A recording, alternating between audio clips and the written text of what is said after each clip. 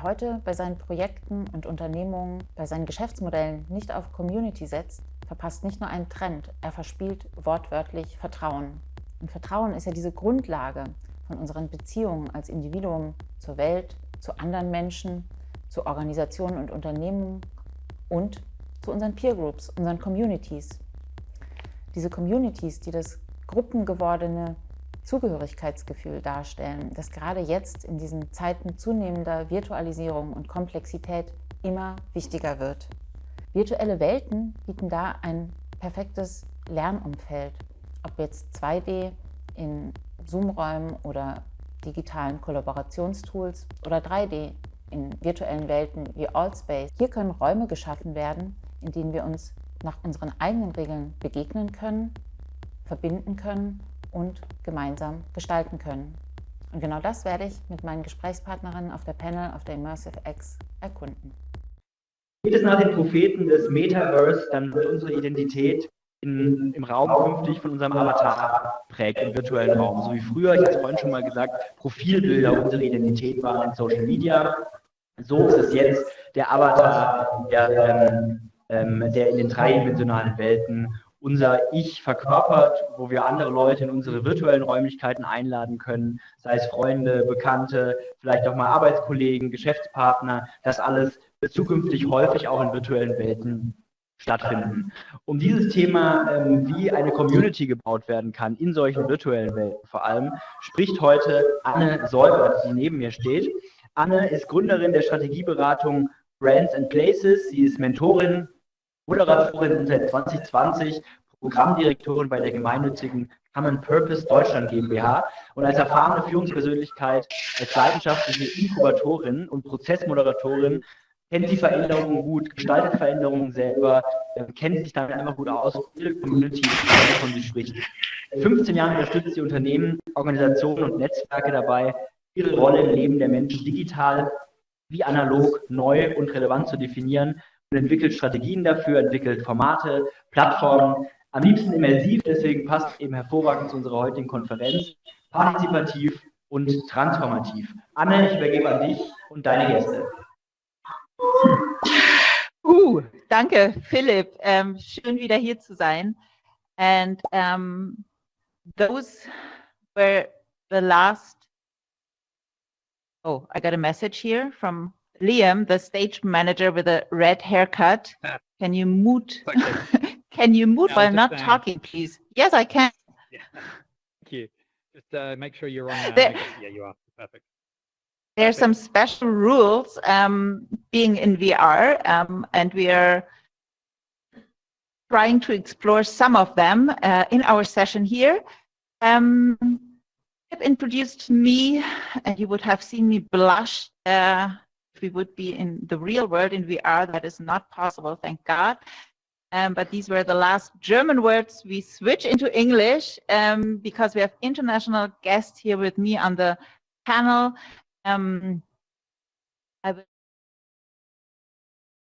But you can try to figure out who they are. If you can recognize their avatars, it might be easier or more difficult. Take your chance on that one while I do the introduction on what we will be talking about here in the next 45 minutes, what we will be learning, and maybe what we will be building, because it is about community connection and co-creation in the so-called metaverse.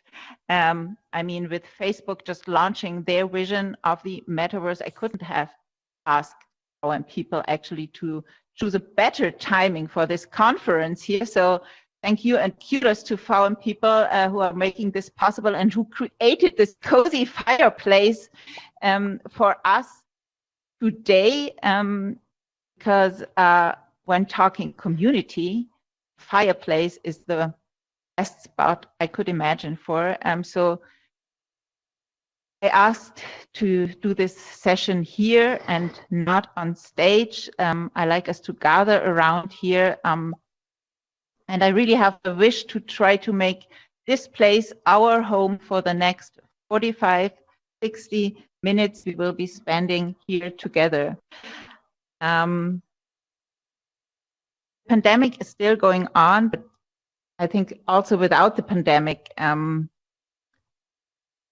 will be more and more important, and we are learning more and more ways to engage digitally, to set up and maintain connection with others, to work together while not being in the same room. And we are facing a situation where this is still not possible for lots of us to come together in offices, to travel as we are used to back in the days before the pandemic stroke. As Philip said in his introduction, I'm based in Berlin. I used to travel quite a lot, but I'm more or less not traveling for quite some months here. So I'm super happy I had the digital spaces to keep connection with many of you I can see here around the campfire, also with my panelists, because some of them I haven't even met in real world, which is funny. And I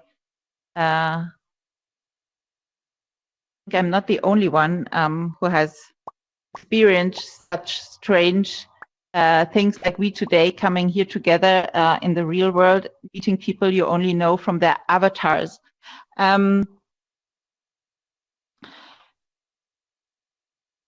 is not all positive, of course. There's lots of negative feedback about some of the aspects of socializing online, about kids growing up socializing online.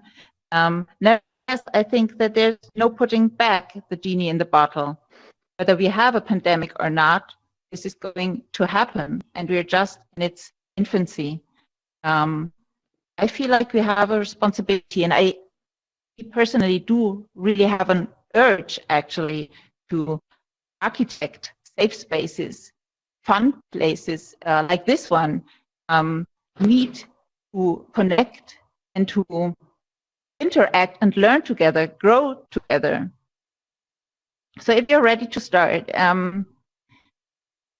don't want to be monologue, it's an interactive session.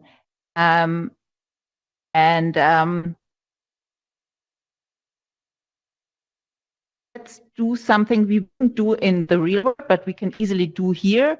That is sending friend requests to the persons who are standing close to you. So the first step, do choose the person which is the closest one to you. Mine would be Manu. Hello, Manu. Hi, can you hear me? Request. We can hear you okay. Cool, welcome. Send them a friend request. Hi. And the person who gets a friend request can check if they are ready to accept, if the person looks like one to be friend with, and accept the friend request. And let us know by sending some emoji love into the air. I want to see lots of emojis. I'll do a friend request to Manu. Manu, can you give me a yes? Hi, can you hear me? Yes. I'm trying to accept your friend's request. Liam McKill wants me to move bit, but I can't get rid of the reply. I'm having technical issues here. Hi, Liam. Maybe Liam can help you. Hi, Manu. Yeah, I was just messaging. Ah, great. I do see the heart. Should be a button you can press to close. Damn, I've been trying this. That's a cool gamer tag name you have there, McKill, by the way. Was that the real name? It's my real name. Okay, even cooler. Even cooler is something I'd like to dig into, because of course the metaverse, these worlds have to be better than the real one for us to enter and to stay in there and to get hooked. We want them to play even better. So why not start with little clearing on what we're talking about when we're talking community and what is so cool about it that we make it a whole session about it. A community, per definition, is a social unit, right?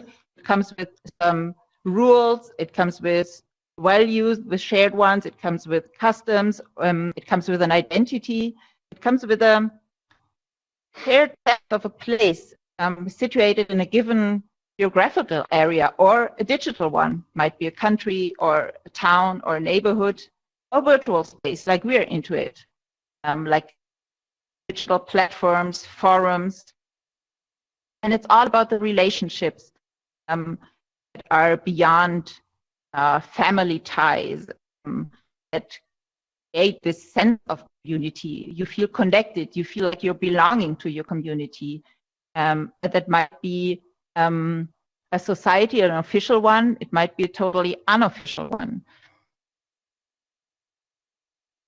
And for us here, to create a sense of the community we are here into, I would like to challenge you again by the task of taking a selfie. So picture yourself, but not you alone should be on the picture, but as many of other people here in the what do I call it, area. So try to figure what spot could be good, what perspective. Maybe you have to turn around.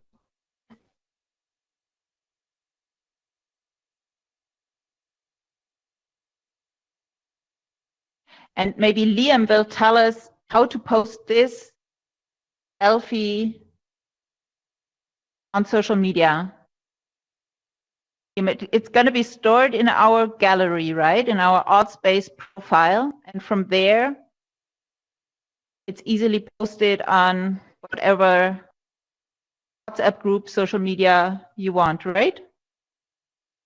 Yeah, just to let everyone know, they will find information to log into the AltSpace website on their profiles. So if you can find that in your profile, and you can go onto the website, and any pictures you take in here will be uploaded to the website. So on altvr.com is where you'll find your photos under the heading Photos. Just have to log into the account connected to the headset. So cool. Thank you so much. So the account information is stored on the profile, yeah. Yeah, exactly. Your profile is the way to go to. But do that after the sessions with us, because we're talking not only community, we are also talking co-creation, another buzzword, which is all about collaborative development of new value. That might be concepts, that might be solutions, products, artwork, designs, or communities, right? So together with experts and stakeholders such as customers, colleagues, or suppliers, to co-create in a form of a collaborative, innovative process, and such you can create by sharing your ideas, by sharing your knowledge, and improve together, learn from each other, and create something you wouldn't be able to create alone. The term metaverse, I know my title is full of buzzwords. The metaverse is a term made up, right, from the prefix meta and the word verse. It's typically used to describe the concept of a future iteration of the internet, although I'd say we are pretty close. It's a persistent, shared, and virtual spaces linked together in a perceived virtual universe. So little universes linked together, and this here might be one of the M cells. So to make clear, I don't use it in Facebook way. That for me is not Facebook. Facebook might be one part of it, right? Last but not least, connection is the foundation of all of it, right? So trust builds the base of our relationships, and thus our communities.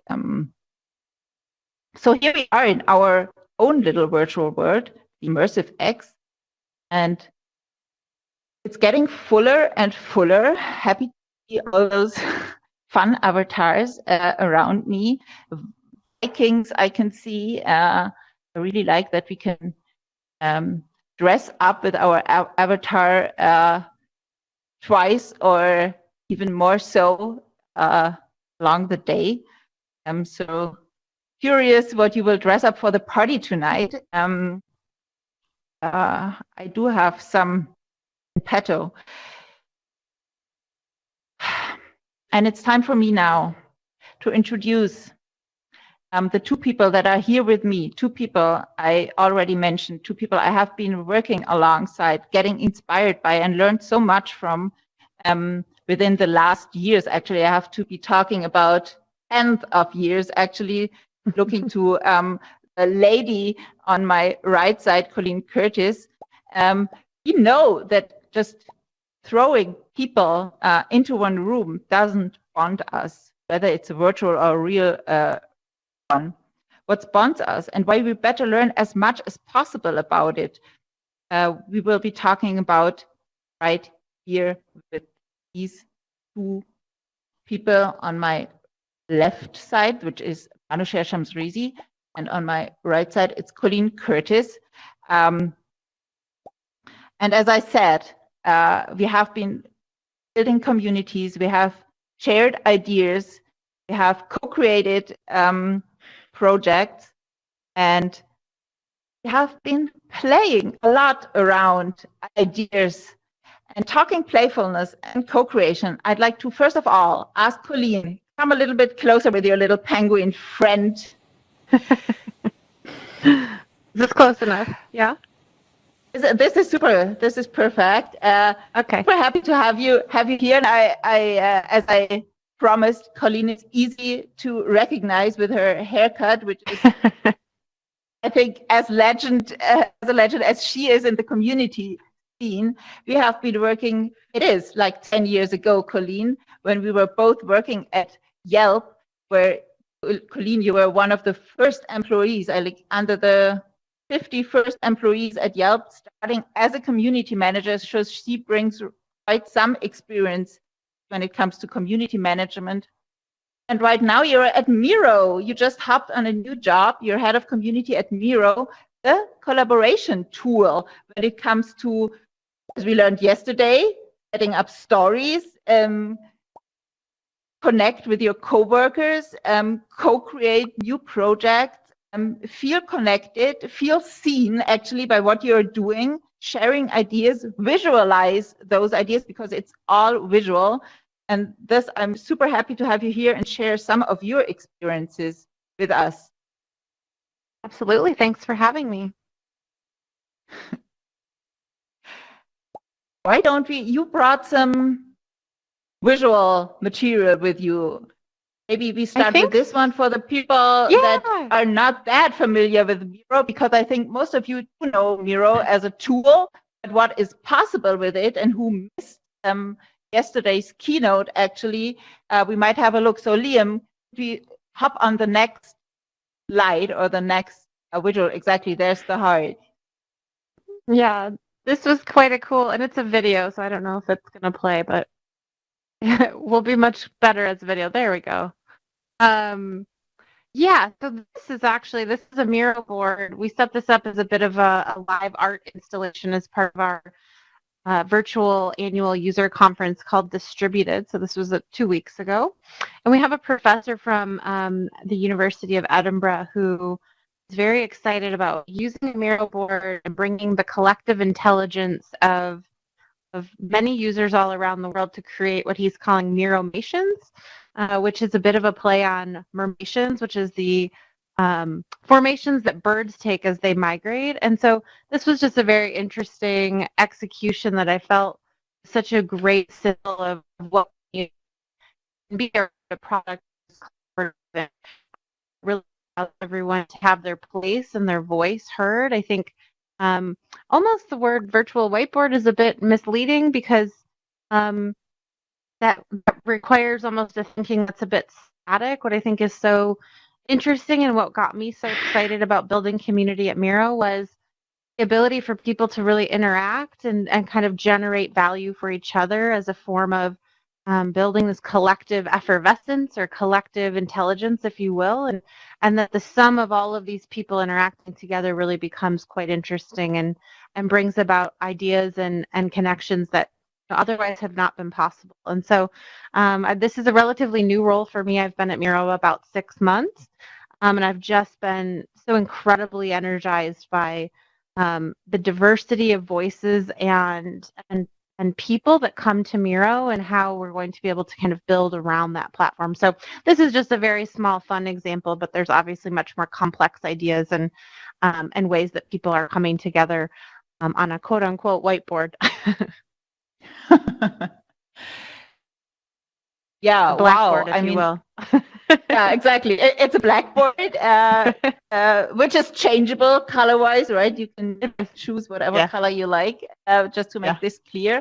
And for all of you, the three of us, we will be talking a bit, but towards the end, there will be room for questions and remarks. So store your questions, and later on, we will do a little Q&A and discuss, but just give me some space to just get into here what we have in terms of experiences and perspectives. I really like how you're hugging the penguin. But how cool is that to be at a campfire screen to have a penguin around you? I keep forgetting it's right here.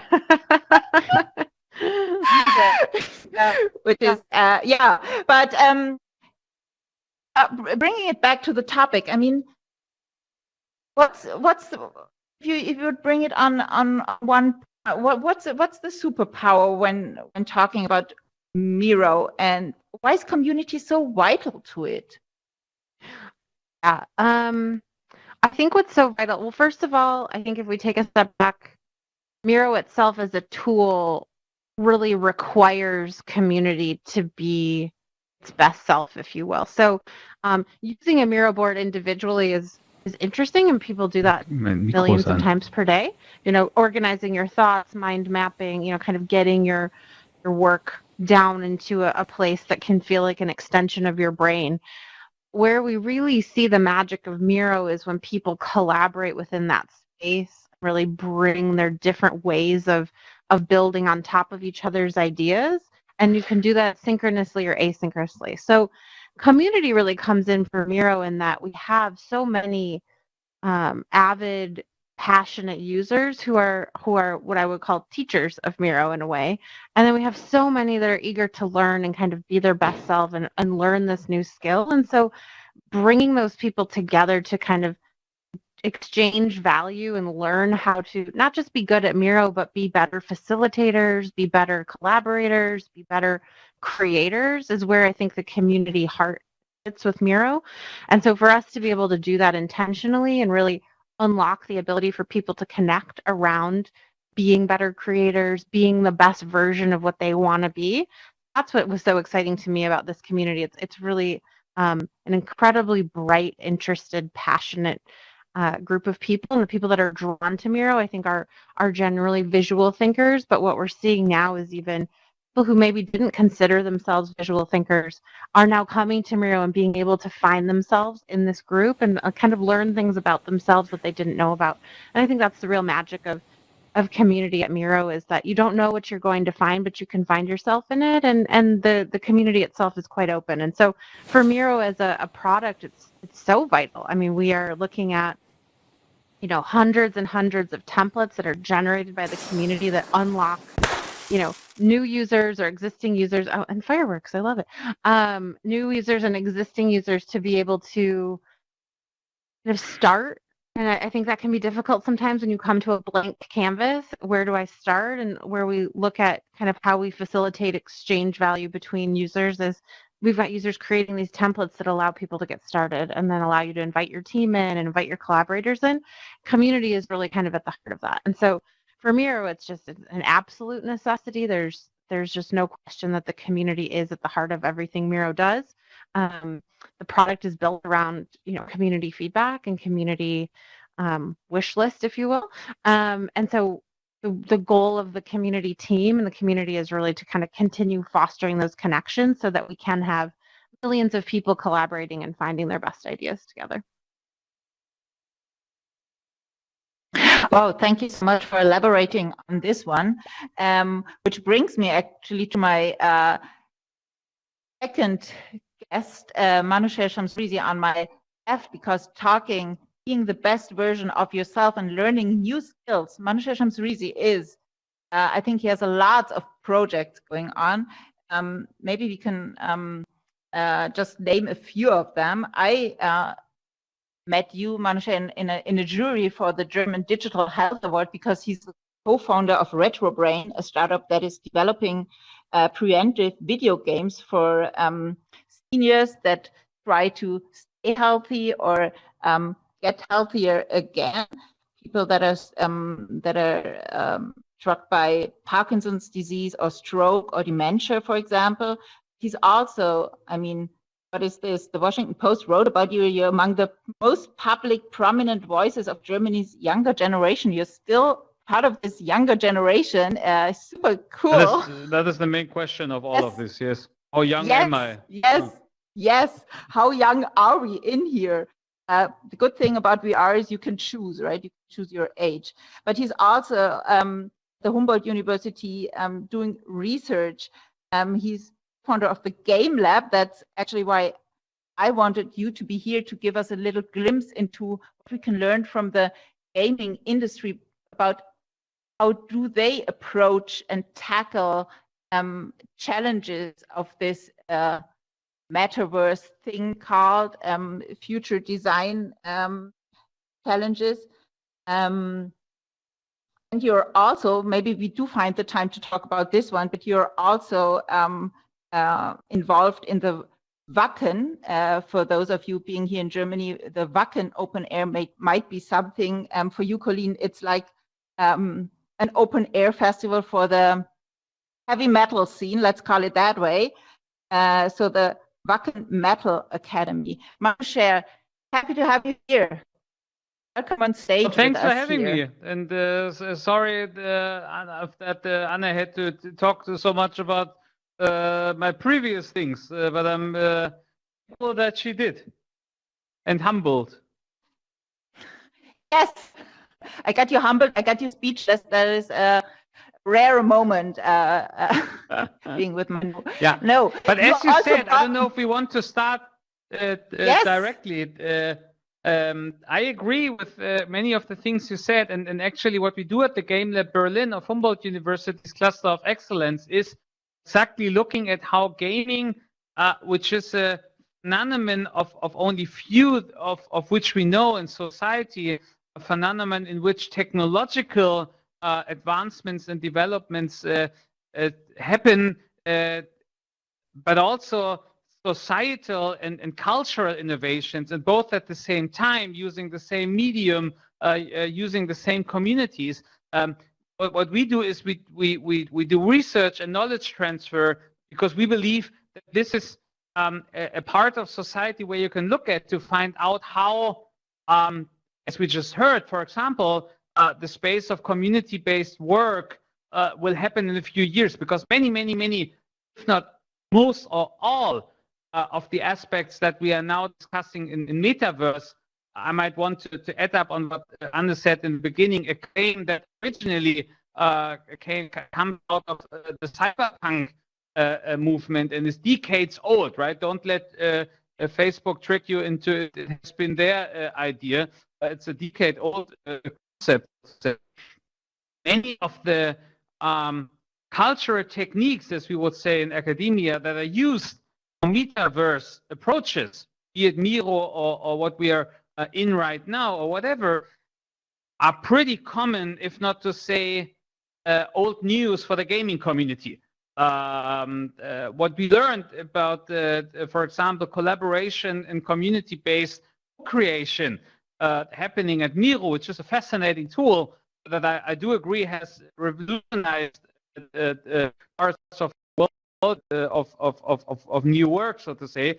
That is old news for people who used to play World of Warcraft, who have been doing that very inclusive, very participatory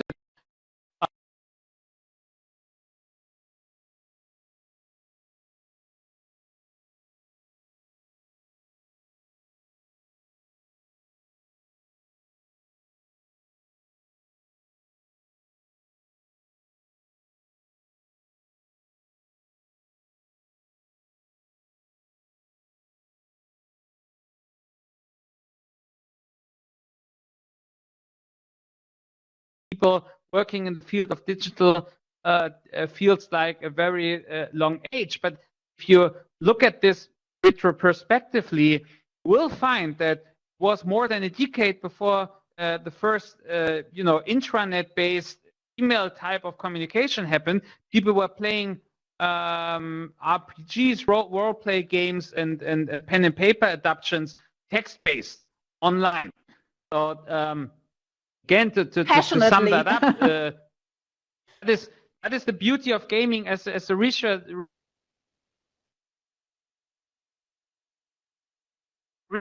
As a source of innovation.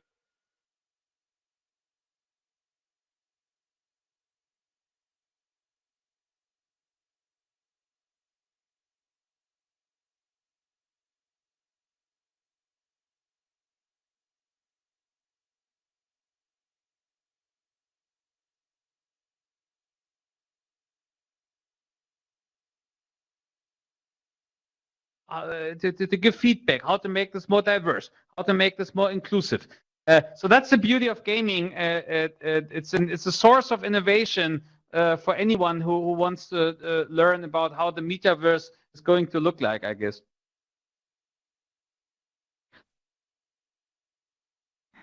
Oh, I muted myself, so you couldn't hear me. Okay, I was just about to say, for me, it's little bit like this Petri case where lots of things are happening. And if I would think of an animal talking about human, just a bee came to my mind. So many projects to work in, but also incubating the different kinds of communities, which is vital to all I'm forms way of too innovation, lazy right? to be a bee, though.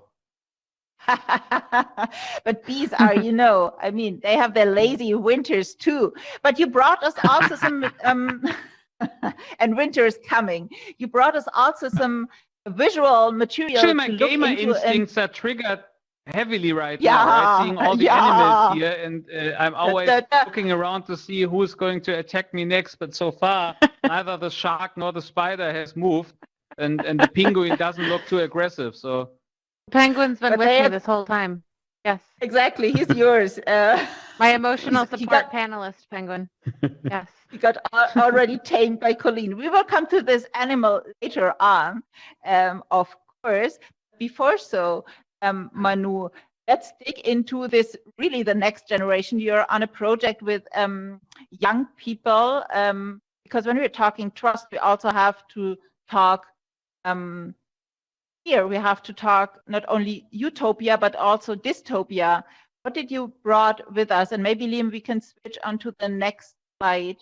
Yeah, and it should thank turn you. green. So I brought an example of our work, which is a project that we are just about to finish with ACATech, the German National Science Academy of Technological and Engineering Sciences. And many other partners like the state of Bavaria. And what we've done is we used Minecraft, which of course is a very collaborative game. And we asked groups of pupils of different schools, both from cities and rural areas in Bavaria, build what they believe the future should look like or will look like. So we invited them to both build their utopia and their dystopia. Right? You see fintech is playing a role, sustainability and green energy, of course, and new types of co-living. And the basic idea behind this is to include and also we have a communist area that is so the students, the young people were free to build whatever they want and believe is smart. The basic idea behind all this is that we know from different disciplines of different types of research that, of course, everybody, right, in Aristoteles' word, is it so in politikon, so everyone wants to be involved in political decision making and policy making. Not everybody is able to do this because policy processes are complex. For example, if you're a 14, 15-year-old young person, you might not be able, you might not have the capacities or resources or whatever to become part of a parliamentary decision-making process by writing a 300 pages long expert statement or by building up a political campaign. So we invited the kids to use the tools that they know, which is Minecraft, one of the most played games ever, to visualize what they cannot verbalize in regards to their fears and hopes for their lives in the future, allowing us to then invite political decision makers, scientists, campaigners, and activists into the world the kids designed. Say, look, for example, in this city that the kids built, there are no bees, no insects, right? You can turn that off in Minecraft. So let's talk about biodiversity loss. It seems to be an issue. Here's a bank that works differently than our banks work today, and it enables for very fair access to anyone to banking services. So this seems to be an issue for the kids.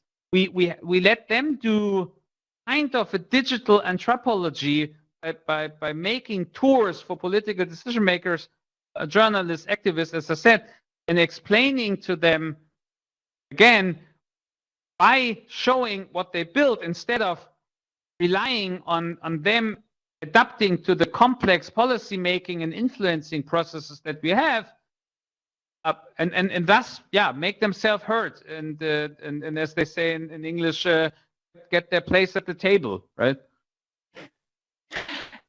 Looks quite radical, and I was just wondering, so banks still exist in the you built world? In some scenarios, and in some they did. As I said, we have been totally free, and the worlds that the kids have come up with over the project time, and this was highly complicated, as you can imagine, collaborating with all these German agencies. Who is in charge if at 3 a.m. in the morning on Saturday, which is a time where gamers usually seem to be heavily involved, is coming up with something that should be moderated. Of course, no one from the agencies will be there on Saturday. Wow, thank you so much. But we let them do whatever they want.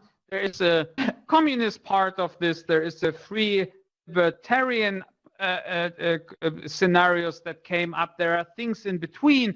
Some are very heavily relying on technology to make the future right.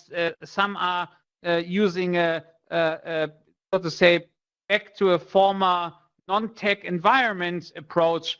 That was not for us to judge or to influence. We just try to give an environment where they can let us know what their fears and hopes are. Still, you can imagine not everybody in Bavaria was happy about the communist. Thank you so much for sharing, both of you. That is the bitter pill you have to, exactly. And the bitter pill for us is now that we are only 5 minutes left, and I'm standing here with love you for being quiet for the past 40 minutes now to put, how did you say, your voice on the table and use those 5 minutes to share your thoughts and questions with us. Liam, that would be the Q&A sector, right? So unmute, please. Those yes. People here around us. No one was actually muted, so everyone was just behaving very well. Yes. Always good. Yes. So hands up for the questions, right? We have the raise hand feature. Any questions? Just raise your hand and give you the megaphone so we can all hear you. Don't be shy. I see a hand over there, right? Jerome, is it a hand? There's a button pressed that says raise hand just down to everyone's right. And if you press that, then I can just give you a megaphone. You can just come up and wave your hand in front of me. I can also give you the megaphone. I don't see no megaphone.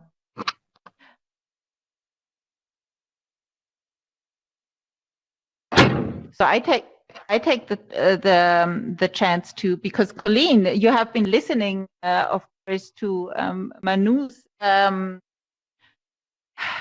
adventures, I'd like to call them, and we have been listening to yours. So of course, I'd like to invite the two of you as well to use this time, because I thought there were quite some parts the two communities of you could learn from each other. Sure. Yes, the gamer community, I think, is so fascinating, and I agree, well before their time in terms of collaborative participation, and really serve as this model for synchronized collective intelligence, if you will. I'm They are not a gamer, partly so a bit I don't worry snobby about though, this right? tagline. So when you say, Anna, we should learn from each other, I think the that interest, wouldn't be the term to use. these people need to be convinced somehow that this is not someone is trying to monetize on their hobby, so to say. So that's why Yes. Colleen's explanations about why this is so important, the Miro approach, for example, to be inclusive, to allow for collaboration in diversity and so on, that is something I believe as a narrative close to large parts of the gaming community's heart, while this community has often been misused as well, so to say, or that at least that's how they see it. They came up with something, they developed it, and then someone with only monetary interest is using bad copies of their cultural techniques, so to say. Zoom is a good example. I mean, Zoom, if you're a gamer, to be honest, even what we're in right now, if you're a gamer by heart, is still, why are they doing this, right? I mean, there have been people last year who organized team meetings in Red Dead Redemption 2 because Zoom, as a great female entrepreneur in London put in a famous tweet, I think May last year, that she's done with doing team meetings in Zoom because it's a bad tool. Why not do it in full immersive games that are very good in what social psychologists call social presence? So you really feel being in one room. And she started doing her games, her meetings in Red Dead Redemption 2, which doesn't mean this automatically works, right? That's a feedback to the gaming community back, not because it works in gaming. That doesn't mean it. Colleen will know much better than me that this all works without any organizational or cultural change, one-on-one in the business world, for example, on the world of diplomacy, right? In Red Dead Redemption 2, many people answered on this tweet saying, I tried this. Half of my team was killed by a pack of wolves before they reached the campfire where they were supposed to meet. I would say where we are right now, where no one is killing us, more productive somehow. And I'm super happy no one got killed. That's a happy moment. I have one just Not last yet. point. I think Yes. the point on I think there's been a lot of interest in community building, right, in the last, let's say, 18 months of, come professionally build community. And it was very funny. I talked to many companies, and Miro ended up being the one that I felt had the strongest commitment to its community, not just from a business impact standpoint, but really like doing it in a way that felt meaningful for people and could really change the way people collaborate. And so that to me was what was interesting. I recently had a consulting offer. The prompt was how to make a community that you can leverage and monetize and build $1 billion business. And I said, if I could tell you that in an hour, everyone would want to speak to me. Also, you're asking the wrong questions. It's the wrong question to ask, right? So community becomes a driver of your affinity and your loyalty. And surely that impacts your business, but you must at your heart believe the community is an important driver, and that without it, it's not possible to build. And that's where the business impact comes, as opposed to saying, how do we monetize every single person that's here? I'm not interested in those kinds of strategies, so I don't think they work long term. Fascinating. Yeah, I wholeheartedly agree.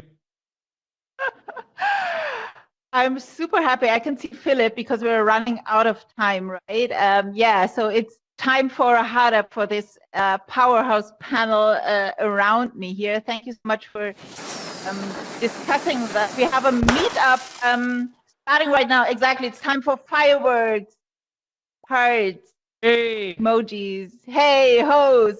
We do have a meetup in the follow-up right now in here, and who wants to do some community building, do play a little bit with those penguin and wolves and sharks around us, is invited to stay here with me. Other than that, thank you so much. Thank you, Colleen, for making this possible and joining us here. Thank you, Manu, as well. It was a pleasure to meet you in VR, and I'm still hoping Should do this more we often. will meet again. We should do this Come more back. often. We should meet I would. again. This is Let's great. do a regular one here. You're welcome Yeah. anytime. Thanks for having Thank me, you so Anna. much. Thanks. Nice to Thanks, meet you Anna. all. Bye. Thank you for Thanks for coming. having us. Thanks for the hearts. Bye. Danke, Anne. Genau wie Anne gerade gesagt hat, wer noch beim Meetup bleiben will, gerne einfach hier direkt bleiben. Für alle anderen geht es weiter. Muss ich denn hin? Um 15 Uhr mit der nächsten Audio-Session zum Thema Relax and Listen, die Magie des Klangs. Das ist dann wieder eine Audio-Session, also ruhig Mittagsspaziergang machen, nehmt das Smartphone mit und hört euch die nächste Session einfach nur auf dem Ohr an. Bis gleich, ciao, ciao. Dass du gleich wieder da bist, weil der Mieter